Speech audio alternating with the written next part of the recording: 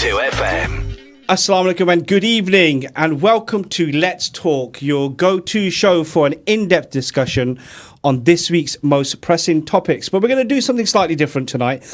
We're going to look back at 2024, a year that has been nothing short of a remarkable and groundbreaking global events to local highlights that hit close to home. We'll unpack the stories that shaped the first 6 months of the year, and I'm delighted to have my co-host Ishfaq Hussain with me in the studio. Assalamu alaikum. Walaikum assalam, everybody. How you doing? I'm good, thank you, bro. Looking forward. Yeah, absolutely. It's good to have you here in the studio. Our goal is simple tonight, is to understand these events, how they shaped the time and what preceded that, and of course our thoughts towards the end of the show for 2025. So to begin, let's talk about the global stage. 2024 kicked off with a major geopolitical shifts. For example, the continued evolution of the relationship between the United States and China, especially with the groundbreaking agreement on climate collaboration in March. This was a moment that caught the world's attention, signalling potential hope amidst rising tension over the past years. However, of course, I know we're going to be focusing on the first 6 months of the year. But we now know, with Trump being re-elected, there are already signals in play that this is going to be a very testing time ahead, especially in the next 4 years. We also saw another crisis unfold, and of course we did. In Gaza, the humanitarian impact has been truly staggering, sparking debates on international intervention and funding challenges. And Ishfaq, it's been a tremendous year for news, hasn't it? There's been a lot of stories, but unfortunately for me, I feel like most of the impacting news is in the second part of the year, which the doctor's going to talk about with you. But it's fine. We'll take the first part of the year, which is going to be a bit tough. But yeah, there's been a lot to talk about. But you know what? Carrying on from what you just said, although we're talking about the first part of 2024, we cannot ignore what preceded that. And you mentioned it and touched on it, which is the Gaza crisis. And, I still call it a genocide. We need to keep talking about it. And I know it started, people talk about October. It started way before that, for me in many ways. Yeah. And many other people will argue the same thing. So that is something that still needs to be highlighted. People still need to be talking about it, because we mentioned it a couple of weeks ago on one of our shows where we said, look, since the elections and everything else, why has everyone gone quiet on it? Has the Gaza issue gone away? Have we forgotten about it? So that is one of the key things during 2024 that I believe impacted people the most on a personal level. I agree with you. All other news in a way got knocked out of the park. Well, it became not as important, or we weren't really sensitive to it as much as what we were seeing or hearing of what was happening in Gaza. So for me, the early part of 2024 has all been about Gaza. Yeah, I agree with you. Look, a lot of people have already commented before the show started about the news story for them on a personal level, and the community has certainly been on a humanitarian level. It's to do with Gaza. Look, we'd love to hear from you tonight. We are reviewing the first 6 months of 2024. You can call us on 01733 602 133, or you can text the show on 07411 191062, or comment on the live stream, Facebook, YouTube, X, or Twitch. Look, I'm going to take you back to January now. There was an earthquake in Japan on New Year's Day. A 7.6 magnitude earthquake struck along Japan's west coast, triggering a tsunami and resulting in at least 475 fatalities. The quake devastated coastal communities, causing widespread damage to infrastructure. Emergency response teams were deployed swiftly, with international aid pouring in to support the recovery efforts. I have to say, Ishfaq, I remember when I first saw this, I had flashbacks of what happened in Japan previously when that tsunami, I think it was 2008 or something, wasn't it? Yeah. Which utter devastation. And I was like, here we go again. Well, at the time, I remember seeing this, and initially I thought I was just watching a reel of what happened before. I remember being frozen in front of the TV and looking at the events on New Year's Day. And it was almost the same sort of feeling I had when I was stuck in front of the TV and I couldn't move, watching the events of 9/11, say. Yeah. It was that kind of impact, and you're thinking, what's going to happen next? But I would say, look, in our lifetime, as we've got older, I'm 48 now, and in that time, I feel like these sort of things seem to be happening more and more. Natural disasters, the amount of, the stuff we're seeing happening, which is unheard of before. The frequency. And the frequency of it. I mean, we had, again, I know it's in the later part of the year. I'm trying to stay in the early part of the year. But, like we had the Northern Lights. Yeah. Because of geostorms and whatever, yeah. Stuff like that you don't see. We weren't seeing that kind of stuff before. Then the frequency of storms and the frequency of flooding, earthquakes, fires, wildfires. Yeah. So natural disasters has been a big thing this year all over the, and it's been in the news, and whether it's wildfires in Spain. Look at the flooding in Italy. Yeah. Again, sorry, I'm hoping that's the early part of the year. Tell me off if it is, and I'm sorry, It's people. okay. We're talking about natural disasters Yes, here. of course. Spain. Yeah. The flooding there, you're like, hold on. Who would expect to see these sort of things or events happening? But we're seeing more of it. So, hey, listen, I'm going to break the rule a little bit here as well. I mean, we had snow in Saudi Arabia. There's that too, yeah. And green fields. Apparently, now there's the deserts are turning into green fields. So yeah, there's a big change, isn't there? Absolutely. Yeah. We also had King Charles announced that a major green initiative. In a landmark announcement, King Charles unveiled the Royal Green Pledge, aimed at achieving net zero emissions for royal estates and encouraging sustainability right across the UK. This initiative included transitioning to renewable energy sources, promoting biodiversity in royal lands, and reducing waste. Experts hailed this is a key step in aligning the monarchy with the UK's climate goals. I think this is great. I mean, I think when he was a prince, he's always been about green energy and sustainable energy and the environment. I mean, you can see that throughout his career before he became king, and you could see that the monarchy is moving towards that direction. I think it's great.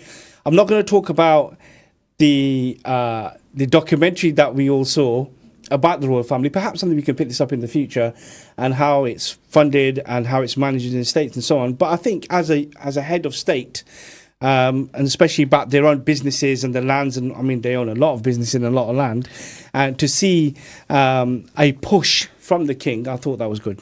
No, 100%. It's good to see those initiatives, especially what we were just talking about, natural disasters and the increase. So it sort of naturally ties into that to say, look, we need to make a difference for the future generations, but at the same time, we need to be pragmatic about how we get there. Yep. We don't want to cause issues while we're on that road of trying to get green. There's nothing wrong with moving in that direction, but even recently I think there was something from the government to say they're pulling back on the percentage of what the targets were. They're pulling back on the actual targets because they're probably thinking it's not as achievable. And it's who you sort of penalise along the way to get to those, to meet those targets. So whether it's motorists or, businesses.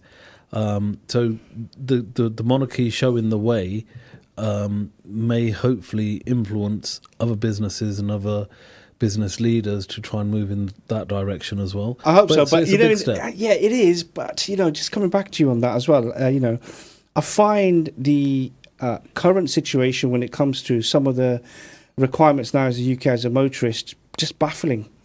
We had no road tax for electric cars, and now it's coming in 2025. We have the cleaner air discount, I think it's called, for London. That's also from the 25th of December no longer going to be in place. So we're getting incentivized to go green. But then at the same token, they're saying you need to have no diesel, no petrol after beyond this time. And I was just like, it's a bit contradictory. You need to, I appreciate there were subsidized chargers that were, being installed in people's houses. You get a little grant and you could get that installed privately.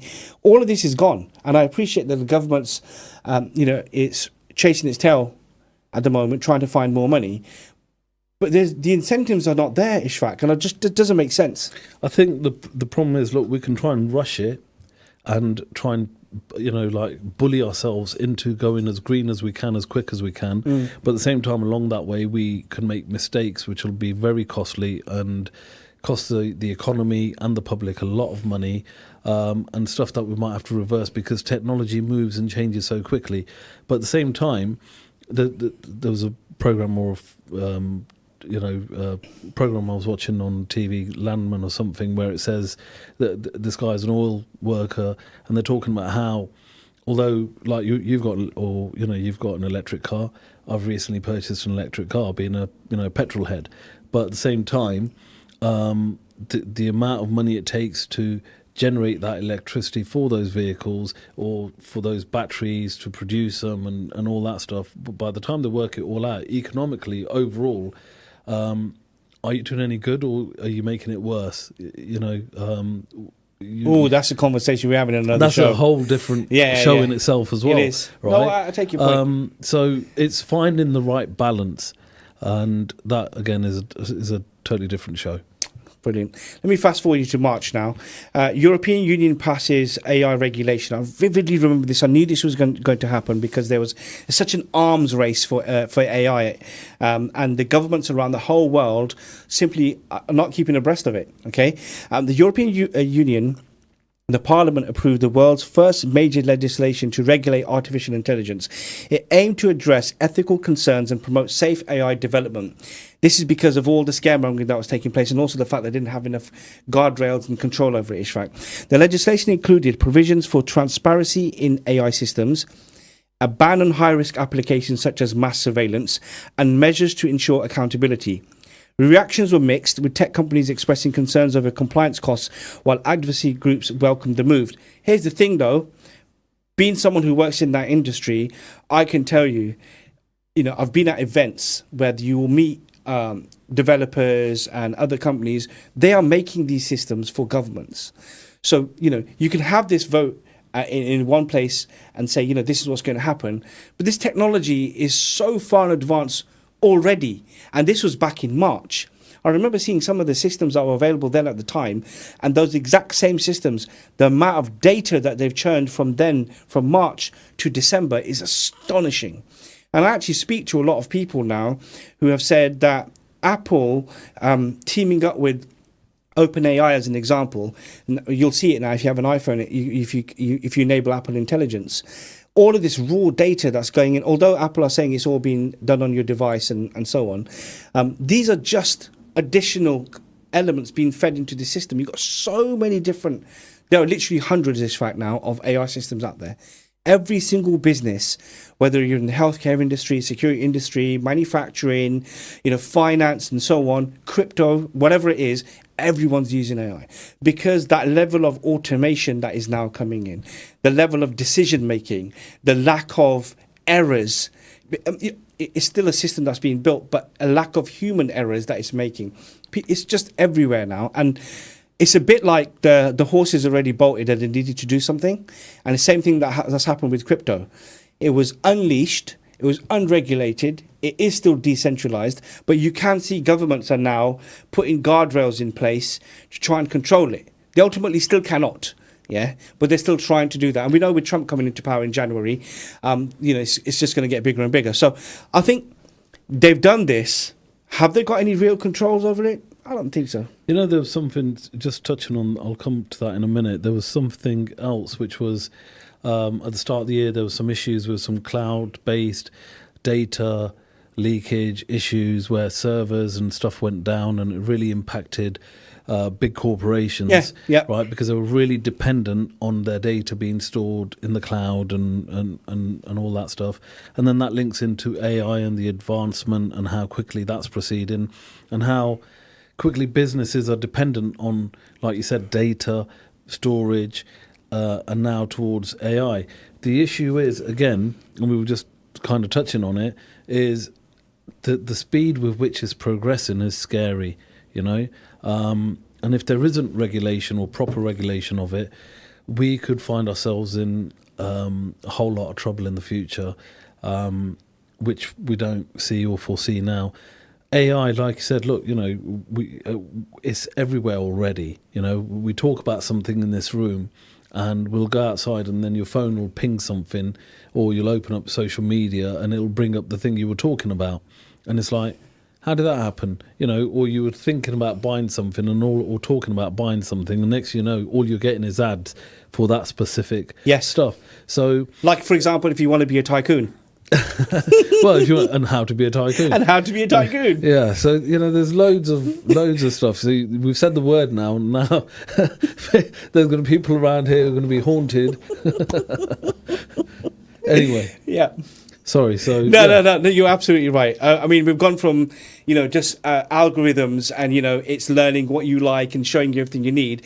Now to I mean, I've got the Tech Factor next, and after this show, and they've heard me sometimes just try and prophesize some of the things that happen in the future. And I think AI is here. We just need to embrace it. I just feel like at that time when they did all these rulings, they've done it at the time. I think as a tick box. That's going to be developed as a law as it comes along, but they're so far behind. It's unreal. The more that AI develops, is it going to take away from us as in human beings and our think? And I'll tell you why I say that. Oh, you mean our thinking capabilities? Our thinking capabilities, right? Are we going to become so dependent on AI that we become lazy, where we just press a button or say something, and we don't actually think out of the box ourselves? Or the people that used to, the doers. I'm talking about the older gen, the doers that sit down and draw something. Oh, you don't have to draw it anymore. You don't have to imagine it anymore, because guess what? AI will do a better job of making that image for you or that drawing for you. Let me counter you on that then. I think we're already there. I think social media has made us lazy, because what we're doing now is and you must have seen the thing about YouTube Shorts and so on, where people are watching clips for 10 seconds. And our memory spans are already decreasing because we're so addictive to these things. We're like, oh yeah, I've seen this thing. I now know everything about it. Yeah. But you don't. And no, I take your point. And this is part of that education and that investment, which is if you invest in yourself as an individual, that you need to learn and you have to put the effort into learn. It's one thing, you're right, sending a basic command to an AI and saying, okay, give me a list of the most popular shades of green in history, right? And boom, it's there. Give me a list of XYZ, it's there. That's basic level stuff. But if you then ask it to start coding, if you start asking it to predict things in the future, if you start asking it to check the stock market for you, start asking challenging things to it, then it's a whole different ball game. But even then, that's still base level things. There is still that. I see your apprehension, by the way. I'll tell you what the apprehension is. I'm sure there's something out there that's called, that Terminator mindset. Wow. As in, and I'm not talking about tycoon mindset, by the way. I'm talking about Terminator mindset, where people are that worried about the advancements of AI that they think that it would take over. Like Skynet. And, that people, depopulation and all those other conspiracy theories that will come with it, where there won't be a need for people to work in, manual labour or factory. Everything will be automated, so the population can decrease, and, those that are in power or the powers that be can have less people and still survive. And well, we're picking this up in January. I didn't realise how much passion you had about this. We're not going to talk about this because it'll go into conspiracy theories, which I don't know too much about. I'm just disbanding stuff which I like it. People say that is crackers. No, well, you're not crackers. You're Christmas crackers. Okay, we've had some comments come through already. We've got Junaid Khalil, who's messaging into our show. Let me just... I'm having a bit of a moment with my mouse. He says, big fan of Akeel. Okay, I don't know why. Told you. What do you mean? Do you know what, Junaid? Ishfaq's been saying I've got fans, and now, because I thought it was an in-house joke, and now you've said that, and now I'm embarrassed, and now he goes, we've got proof. So he says, big fan of the surname too, mashallah. That's because that's Junaid Khalil. Yeah, mashallah, I love your surname too. And he says your dad was a legend. Alhamdulillah. Jazakallah, bro. Yeah, daily miss him. Thank you for that. He also says it's even got to the point where people think they can do everything when buying a house or seeking representation in court. Everyone is self-made, lawyer, accountant, doctor now. I mean, it makes a valid point. He's right. I mean, people are literally using this tool for almost every part of their life. And I think that's part of the enrichment of that tool going in the future as well. But we will pick this back up. Everyone is an expert now. Everyone is an expert now. But even before we had AI, everyone was an expert during COVID. But hey, that's another story. So let's move over to, and thank you for your comments there, Junaid. I really appreciate it. April. India's general election. India commenced its general elections. It's the largest democratic exercise globally, with millions of casting their votes over several weeks. Key issues influencing voters included unemployment, inflation, and climate change. The contest was between the BJP and the opposition Congress Party, which was watched closely internationally. We did see BJP win again. We did see Prime Minister Modi come back into power, but he was weakened. And we obviously did see a lot of Islamophobia and so on that's taken place, and it continues. There is a lot of tension and a lot of Islamophobic daily occurrences within that country, and it's supposed to be the world's largest democracy. This is something we are definitely going to be picking up in January. Also it's supposed to have one of the largest Muslim populations. Yes, I mean it's larger than Pakistan. Oh yeah, definitely significantly. So, a lot bigger than Pakistan, but the Muslim population is a lot bigger. But then there's this. There's a lot of division there, but to be honest with you, I don't want to sound biased because I don't agree with what India's doing in Kashmir, and all that is still going on. Of course, again, coming back, this is old news, but it carries on. Of course, it is. So something else to pick up on in the new year. And if there is Indian friends out there who want to comment or give us any feedback on the election, or what they think and their opinions, which might be opposite to mine or contradictory, please tell me. Please call in. Absolutely. You can do what Junaid has done. You can comment on the live stream, Facebook, YouTube, X, or Twitch, or text us on 07411191062, or call us like Ishfaq has just said, 01733602133. Now, May. There's a lot of things that happened in May. So we had to try and get the main headlines from across the world. So we had political developments in Singapore and Slovakia. Singapore inaugurated a new Prime Minister, Lawrence Wong, following the retirement of Leung, after 2 decades in power. Wong's leadership is expected to focus on economic recovery and youth engagement. And then in Slovakia, Prime Minister Robert Fico was tragically killed in an attack, leading to political uncertainty as the country prepared for early elections. Later on in the month, Iran's President Ibrahim Raisi killed in a helicopter crash. I do remember this. Remember vividly. Iranian President Ibrahim Raisi died in a helicopter crash, leading to significant political upheaval in the country. The crash, attributed to technical failure, sparked an outpouring of grief and raised questions about Iran's leadership stability amongst ongoing tensions in the West. I do recall actually at the time there was a lot of conspiracy theories about that. There was. And then later on in the month, we had the UN General Assembly calls for Palestinian membership. The United Nations General Assembly urged the Security Council to admit Palestine as a member state, intensifying international discussions on Middle Eastern geopolitics.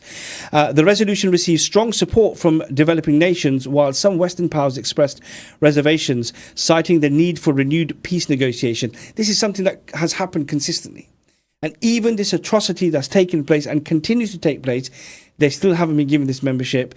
And then lastly, in May, we had the solar storm, which caused global disruptions. A significant solar storm intensified, causing auroras visible as far south as Southern California and Texas, and leading to blackouts and interference with navigation and communication systems. Airlines were rerouted, flights, to avoid disruptions, and governments issued advisories to minimize the impact on critical infrastructure. May was intense. There was so much going on in May, Ishfaq. Well, we also had the local elections, don't forget, where the Conservatives lost some seats, Labour won some more seats locally, and Labour were able to take control of the council as well. This is something we're going to pick up after the break. I want you to keep that. Okay. I want to discuss this a little bit after the break. We've got a couple of minutes before we go to that. Yeah, go on. I'll also talk to you. Someone else I spoke to, again, you know what, this show could be full of conspiracy theories today. Here we go. I met a guy who was fitting a door for me, and he started telling me stuff which I'd never even heard of. Was he a tycoon? No, he wasn't. Oh, okay. But he was a well-to-do guy, and he started telling me stories about hidden planets and the aurora, and the solar blasts causing issues and knocking stuff out, and infrastructure in the world, and how it's going to be a big thing in the future, and it's getting worse, and all ties in. So yeah, full of conspiracy theories. Are you telling me you don't believe in hidden planets? I don't. No, I'm very scientific, and I don't believe in something behind the sun that's been there for 3,500 years that we haven't seen, and all of a sudden it's going to come around. No, I don't believe in that. If it was true, what do you think it would be called? I don't know. Did he tell you what it was called? No. You did actually. Go on, you need to share it now. I can't remember. Okay. But he reckoned there was a different race of people living on this planet and all sorts. So Wow. But you know what? He wasn't the. He mentioned this to me, and then the other day I saw a post on Facebook about the same people, Anunnaki people or something like. And I was like, what's going on here? Wow. Yeah. Would you join them? Would I join? I'm just asking. No, you wouldn't. No. We're heading really. I mean, can you believe we've done the first half of the show already, Ishfaq? Time is flying by.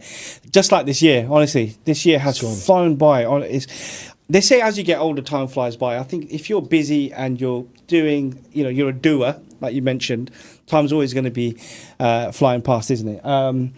But yeah, I mean, 2024 has been pretty impactful. Do stay tuned. We're heading towards a break right now, but we are going to pick Ishfaq's brains about the local elections in 2024 and the impact that we've had here locally, what his thoughts are for the future, as well as the remainder of our stories for 2024. So stay tuned, 106.2 FM. I look forward to your company after the break. Stay tuned to Salam Radio after this short ad break. Satisfy your cravings at Ibrahimi Buffet Restaurant. Enjoy a tantalizing variety of Chinese, Italian, Pakistani and comfort food favourites from starters to desserts. Kids under 5 dine for free, so bring the whole family to our location at 63 Sycamore Avenue. Open every day from 5 p.m. till 10:30 p.m. Call us on 01733 313131 or book online to reserve your table. Ibrahimi-restaurant.co.uk. Every bite is a delight at Ibrahimi Buffet Restaurant. Are you a savvy shopper searching for the best food deals? Look no further. Adams Cash and Carry can help you save big. We're not just a food wholesaler for takeaways and restaurants. We also welcome household customers at our warehouse in Westwood, Peterborough. Visit our website and enjoy wholesale prices on everything from drinks to flour, rice to burgers and much more. To shop, go online and collect in store. Visit adamscashandcarry.co.uk today to start your savings spree.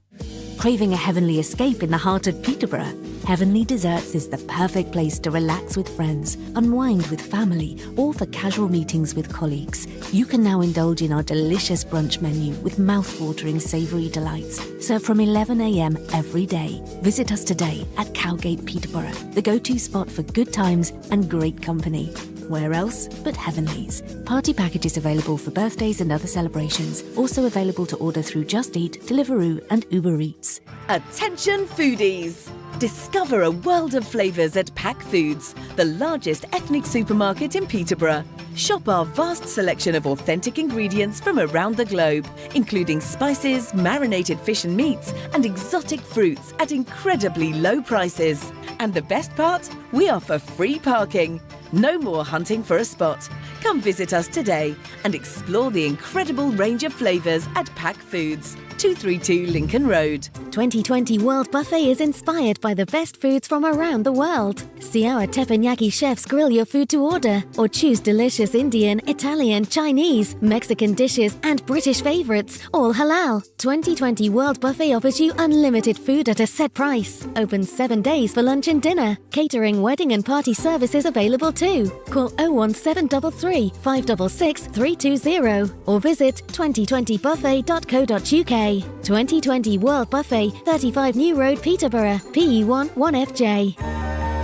ये कोविड-19 flu से अपने आप को बचाने का वक्त है। अगर आप या खानदान का कोई फर्द इस मौसम सरमा में वैक्सीन के अहल हैं, तो आप आसानी से अपॉइंटमेंट बुक कर सकते हैं या ऑनलाइन वॉक इन क्लिनिक तलाश कर सकते हैं। और यहाँ तक कि अगर आपको पहले कोविड-19 या फ्लू की वैक्सीन लग चुकी है, ये बाकायदा फरोग देने वालों के लिए सिर्फ एक जॉब था। मुकम्मल तौर पर महफूज रहना अभी भी जरूरी है। मजीद जानने के लिए कोविड और फ्लू की वैक्सीन पीटरबोरो के लिए ऑनलाइन तलाश करें। 25 दिसंबर को 10वीं सालाना मजलिस ज़िक्र ज़करिया जामिया मस्जिद पोल्टन में मुनक्किद होगी। रहबर तरीक़त मुहय्य सुन्ना हजरत शेख आसिफ हुसैन फारूकी नक्शबंदी मुजद्ददी दामत बरकातहुम की मुबारक सोहबत में जिक्र मुराकबा इशा के बाद और फज्र के बाद किया जाएगा। रात के क़याम का इंतजाम भी किया गया है। रात के खाने और नाश्ते का भी इंतजाम है। लाइव स्ट्रीमिंग के लिए sufi.org.uk/live। मज़ीद मालूमात के लिए 0777 336 0033 पर राब्ता करें।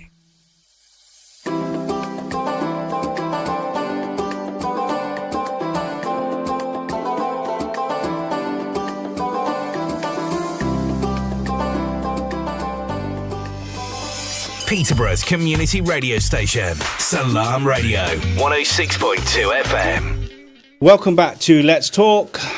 I'm Akeel Khalil, live in the studio with Ishfaq Hussain on Salam Radio 106.2 FM. I hope you're well. And if you just tuned in, we are doing a recap of the news stories that were affecting us locally and internationally for 2024. Now, just before the break, we alluded to the local elections here in Peterborough, as well as across the country. And of course, Ishfaq, being a member of the Conservative Party, has something definitely to say about that, don't you? Well, it was painful. Of course it was painful. So the national picture was the Tory party was in a lot of trouble. There was a lot of misspending. There was mistrust. The NHS wasn't managed properly. COVID wasn't managed properly. We had lots of sleaze and slander. And the national picture wasn't great. I'll tell you what, if you could paint it on any thicker, yeah, I think you just did it there. Thanks. No, I've got more. I've got way more. Okay. And I'm saying this as a neutral. Let me lie down. Let me lie down. You need to lie down. It didn't look good. No. And you know, of course, and just before that as well, we had the whole Liz Truss fiasco, and you know the issue with the economy wasn't in great place. People's mortgages had gone up, interest rates had gone up, unemployment at the time of the election actually had come down a little bit, to be fair. So yeah, it wasn't a great national picture. Everybody was surprised that Rishi called the election sooner than expected. And then it was just a race. We had reform, rebuilding. Of course, Nigel Farage came back into power. He was leading that side of things. We had a lot of independents right across the UK, but especially here in Peterborough. So we had the Workers' Party here. I've forgotten the fella's name. I think it was Amjad.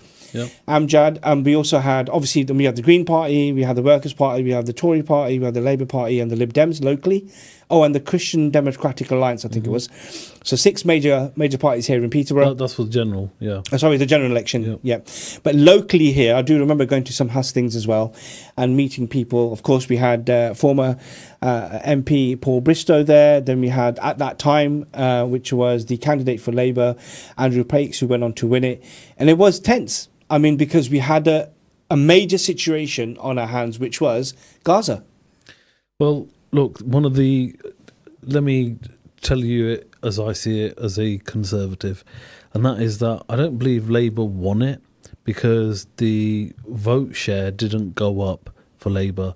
It was one of the worst times to be a Conservative at that time because, like you said, there was a lot of things that people weren't happy with within the country, and we were recovering from COVID. And some people, hindsight, you say, oh, we should have done this way and we should have done something else the other way. But with COVID, it was something new that even we as the public didn't really know how we should or shouldn't be behaving, what we should or shouldn't be doing. And we had to take guidance. And it was a scary time because as it was coming across the globe from China, we were hoping that it would skip us as an island. But at the same time, we were expecting it as it started hitting Europe. And some of the stories that were coming out of there were harrowing, worrying. We didn't know whether it was like something out of zombie apocalypse, where it's just going to touch you and you die. We didn't know what to expect. There were stories of, people in Italy, say people from a Muslim heritage wanting to leave the country to go back to wherever they came from because Italy at the time was, cremating bodies. Mm-hmm. Which is something we fought against in this country, and luckily it didn't happen here, right? But that's just one side of it. Labour itself, on a local level, I mean, look, I lost my seat by 6 votes. There was other seats that we lost by 2 votes, 5 votes. in I we lost by I think 18. Park Ward we lost by 2. Dogsthorpe we lost by 6. So it wasn't massive margins at a time when we should have been absolutely drubbed. We didn't. Even on a local level, Labour's vote share didn't go up massively or go up at all, should I say, We, in that sense, did okay. It should have been a lot worse for us as what the national picture was. But we locally have worked hard. We had an MP that was really hard working, engaged with a lot of different communities and tried his best. He's a good friend of mine and he did well. I believe, there's some things that we look back on, he probably regrets and I regret that we could have done differently. The one thing we've always said about, and again, talking about Gaza, is the Gaza vote, that was a difficult time, but we had a long-term thing of having someone there who's speaking for the community, speaking for the people of Peterborough, and that was important. Okay, just hold that thought for a second. Yeah. You had so many different local parties here, and if you look at the vote share, the Tory vote was surely split. I mean, a lot of it went to Reform, and a lot of people just did not want to vote for Conservative because they just simply had enough of 14 years of rule, and their life on a daily basis hadn't got any better. And other people had voted purely based on Gaza. Yes, there was a lot of people. I mean, even in my election, so talking from my own experience, I've always been vocal as a Conservative. I've always been vocal about Gaza. I've always been vocal about Kashmir. I can't say that the people that have come in to replace me have been as vocal or have ever been as vocal or will be as vocal on Gaza or Kashmir.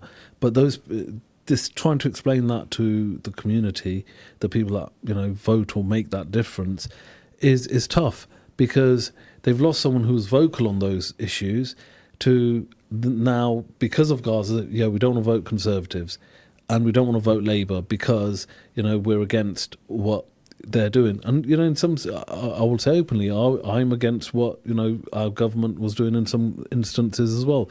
I think we should call out genocide when it's genocide. I think we should, if someone's wrong, you should say you're wrong in that, and have the confidence to do that. Stand by your morals. But it's, there's this name now for two-tier Kia because we have a two-tier system almost. We're almost hypocritical in how we deal with people depending on what their faith is, what their religion is, what country they're from. And it should be the same, for everyone. You talk about United Nations not accepting Palestine. It should be the same for everyone, but the rules seem to change and twist depending on what faith you are. Yeah, you're right. I've got a text here from Cami who says that it doesn't matter. It doesn't matter which party's in power, whether it was Labour or the Tories. Nothing's really changed for the Palestinians, and certainly nothing has changed from a British perspective. It's true. I can't argue with him there. He's bang on. It hasn't changed because you know what? Arms are still being sold. Yeah. Yeah. The issue in Gaza has only got worse. We're talking about people voting, like you said, about Conservatives. They were fed up for 14 years and they wanted, and the Labour motto was change. So people wanted change. And the thing is, the change that they've got now, for many, is not the change that they wanted or expected. True. Reform have taken a lot of votes from Conservatives. And you can kind of see why people are doing that, because they were upset. Now, for me, the only party that offers a genuine, balanced approach in my mind, and that's not, I'm trying my best not to be biased, is the Conservative Party. I knew you'd say that. Right. Well, we're going to pick this up next year, don't you worry. We will. Because by that time, we're going to give Labour a year. Let's see where we're at. I mean, obviously, we've seen some major decisions already, haven't we? Yeah. We've seen that he's dithered and pivoted in different directions, Keir. So it'd be interesting to pick that up with you in the new year. We've seen some major situations with the winter fuel payment, with pensions, with the WASPs, the budget. I mean, there's a lot going on. Farmers, but they also inherited a lot. So I'm trying to hold counsel for now, And in the new year, most definitely, you and I will be going through that. I'll for tell sure. you one thing though that I'm fed up. But we will. But the one thing I'm fed up. I'm like, oh no, please, not again. The one thing I'm fed up of hearing, and it's a standard punchline, no matter what you hear, whatever the excuse. The one. Oh, there was a 20 billion deficit left or black hole left for us. In every single thing you hear, there'll be that one excuse, and it's almost like just the tagline. Everything is down to that. Yes, but I will say, before that, whenever the Tories were coming on camera, they were blaming something too. It's just part of politics. From my friend looking at this from a neutral, whenever I see, it's always the other's fault. And we're going to unpack this in January. Well, I do sometimes feel like this story carries on to keep the working man working, because if everyone becomes comfortable, who's going to go out to work? Ooh. I mean, are you on Conspiracy Avenue today? Or have you been speaking to a tycoon? All right, we're at June. So in June, quite a lot actually happened in June, and this is obviously the last month for our particular part of the show tonight. We'll be doing the remainder from July to December with Dr. Shabina next week. So in June, we had South African political shift. We had the ruling party, the ANC, faced its worst electoral results since the end of apartheid, leading to a coalition government with the Democratic Alliance, the DA. Analysts attributed the ANC's decline to economic stagnation and corruption scandals, while the coalition's formation marked a new chapter in South African politics. I have to say, at the time, Ishfaq, I was shocked. But there's been a lot of corruption in South Africa as well. And when I saw that the ANC was faltering, I actually thought to myself, I can't believe what I'm watching here right now. I thought they were going to be in power for almost indefinitely. But it goes to show you, doesn't it? Like we've seen recently now with Bashar al-Assad as well. Yeah. There's only so much life in a political party. At some point, as long as they are allowing them to vote, not a dictatorship, the tide can change. What's your thoughts on that? While you were saying that, I was just like, please don't try to incite a revolution in this country, because I would never do that. And for it to be starting from Salam Radio, never, no chance. So no, what's my opinions? Look, there's always been, as soon as someone, and unfortunately, and I apologise to our African brothers, friends, because they're not here to back themselves or respond in a fair way. So I'll try and keep it as simple as I can, which is that as soon as someone would mention the word Africa to me, I would imagine call centres and anything to do with finance scams, etc. And I would imagine that happening in Africa. But then it's also one of the most beautiful places on the planet, and I had a friend recently invited me, telling me to come over there, and you look at some of the videos and you think, hold on, you see Africa as being backwater, safari, sand, jungle, and it's not. It is advanced in areas, and they're doing well, and it's going to be, and I think the superpowers know this, that if Africa was free of corruption, many states within Africa, I think it would be one of the biggest superpowers or wealthiest superpowers, because what they've got in their ground is probably more than the rest of the world. It's true, and we have the Belt and Road Initiative coming from China. They're energy and mineral rich, and when I saw this happening in South Africa, I was very concerned. Because in my mind I was thinking, what's going to happen next? But you have countries like Zimbabwe, which has got the most fertile farmland in the world. And you see all of these issues that are happening up post-Mugabe. Your concern there is, you want every country to have a democratically elected government. But there are a lot of people in power across Africa, actually, who are still resistant to let that go. So I have hopes, actually, for 2025. I'll tell you why. For me, I think we've seen so many different types of uprising happening now. Millions of people have died, since the Arab Springs and so on. And we're seeing that the masses are trying, not always being successful, to try and push back. So if the Africans want to learn, then avoid what happened to India prior partition. Basically what happened to India during the what was it called, the Great British Company? What was it called? Oh yes, of course, the East India Tea East India. company. Yeah. So what they did was they drained India out of riches and left it, basically divided it, broke it all down in whatever sense you want to call it for whatever amount of time. And I kind of see a repeat of that in Africa at the moment. There's a lot of exploitation, and at the moment, unfortunately, there is a lot of corruption. So, like Pakistan and certain political parties, people will say where some people seem to get very wealthy due to corruption, and other people turn a blind eye to it.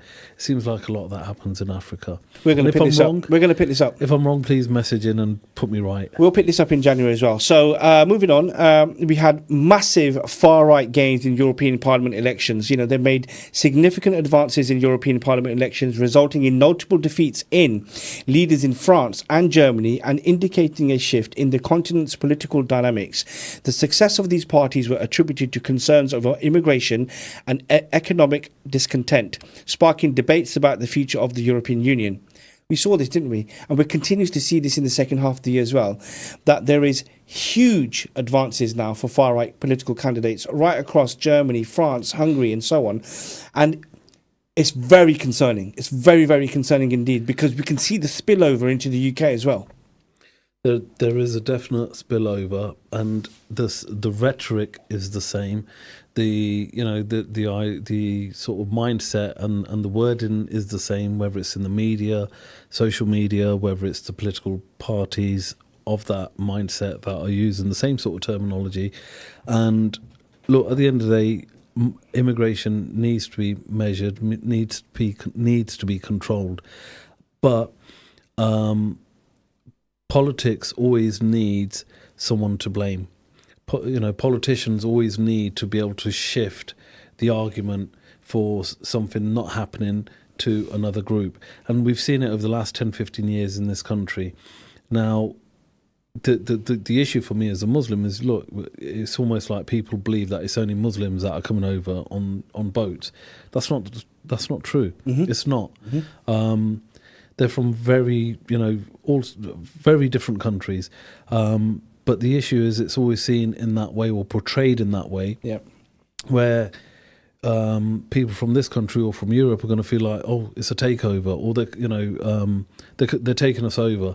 It increases racism, it increases Islamophobia, it increases division.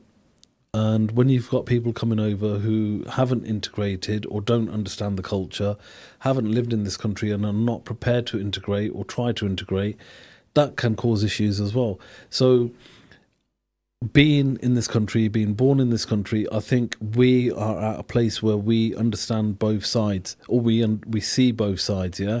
And it's a duty, I think it's incumbent on us to make sure that, one, we build those bridges and understanding, and to the people that have lived in this country their whole life for generations, we should be the ones helping them understand what's the rights and wrongs of this, and I think we're failing. As a community, it's down to us as a duty, and I think we're failing. And things like Islam Radio, hopefully, and one of the reasons why I sit on this show with you is so that we can tackle those issues that people are afraid to talk about. Mm-hmm. Even from our community, beyond the keyboard. Yeah, right? Yeah, absolutely. So let's talk about it. Yeah. Let's be real about it. And if it's going to offend people, so be it. But at least let's be real. Yep. Let's talk about the facts of what's going on. Because if we ignore it and try and brush it under the carpet, you know what? In 10, 15 years' time, in 5 years' time, it could be a lot worse.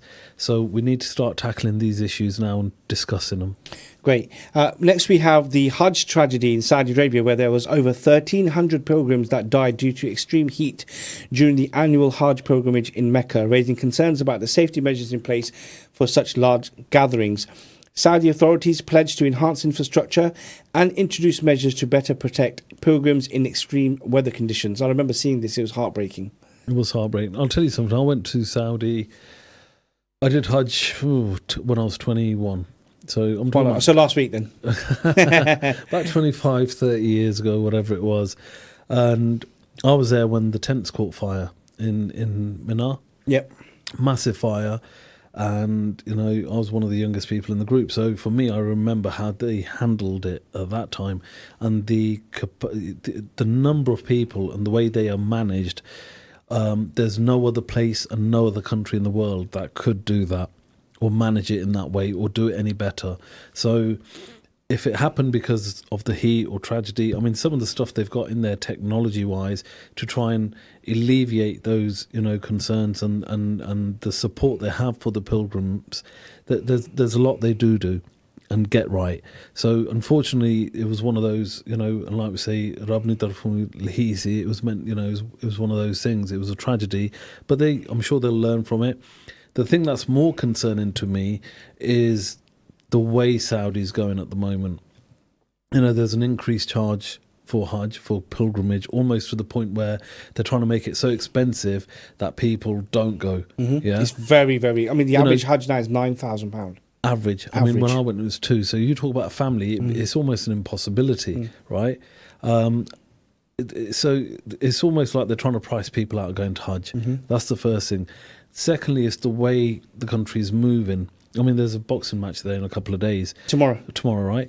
So obviously, we'll pick this up in January as well. Yeah, we will. But look, that's your punchline for tonight. But what I'm saying is sometimes when you watch what's going on in Saudi, you have to question yourself, is that Saudi? Yeah. Right? Well, it is. I mean, it's moving with the times. I went there recently, and I can say to you that my opinion is there's only 2 places that are definitely holy left in Saudi Arabia. The rest of it's just like a normal Arab state now, and that is the 2 harams, Mecca and Medina. When you're in these 2 specific areas, yes, you do feel like you're in Saudi Arabia. Outside of that, it's like a normal Arab GCC country. Nightclubs, discos, fast pace, very modern. Yeah. We'll pick this up definitely. I went to Syria. I was just going to say to you, I went to Syria once on my way to Umrah.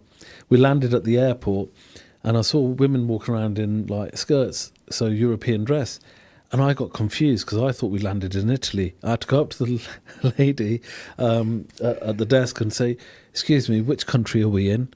Because we were in Damascus, right? Yeah. And there's a mixture of, obviously, there's a lot of Christian population, Muslim, but me being me at that age, I was like, hold on, is this, I expected Syria to be a wholly Muslim country, Muslim dress, whatever, but it wasn't. They're very, mixed. So it was a learning curve for me too. So just touching on that, I was like, 20 odd years ago, I went to Syria thinking, hold on, have I landed in Italy? We move on actually to another huge story at the time. Was when Julian Assange was freed. This was in June as well. WikiLeaks founder Julian Assange was released from prison in the United Kingdom following a plea deal with the United States, allowing him to return to Australia. The deal including assurances that Assange would not face further prosecution, sparking a mixed response from the activists and governments. And this was huge.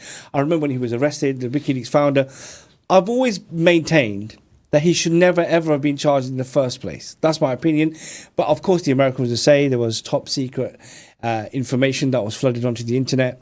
Other people would say this information was critical, as important, and for transparency and so on. But yeah, he was freed up for a very long time. And I think it goes to show you what preservation looks like and having a good legal team. There is that, but also it makes you question what's the level, where's the limit for freedom of speech? Mate, it was there. It's almost like, again, 2-tier system. It's different levels for different people. Depends on what country you're talking about. Yeah. Anywhere else, you're oppressed, suppressed if you're not allowed to speak. And in a different country, you say too much, and that's a violation. Absolutely. I'm very conscious of time. We also had the delay in the Scottish referendum. This was delayed until the end, very late 2024, citing logistical challenges. But of course, we know there was many other things going on between Westminster and Holyrood.